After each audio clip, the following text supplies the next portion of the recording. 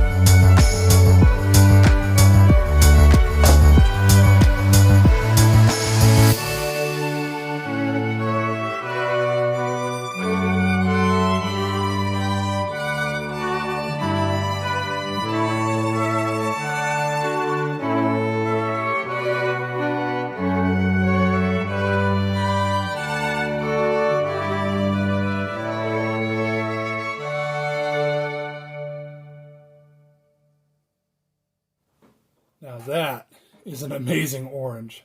Look at all that I got in that painting. Just gorgeous. Got a nice little lake scene going. sunset right here behind these bushes. Just beautiful. Really happy with that. Let me get it off of the canvas and remove the border tape, and we'll see what it looks like. There it is. Really a beautiful painting. Really happy with how that turned out. That orange is spectacular. Gonna have to do more of that in the future. Thanks so much for joining me in the Suits Crafting Painting Shop. I'm going to go get that off to a safe location. But first, I got to get my fingers cleaned off from removing all that tape. So, this is Tactical Painter out in the Suits Crafting Painting Shop, signing out. Wow, my fingers are gross.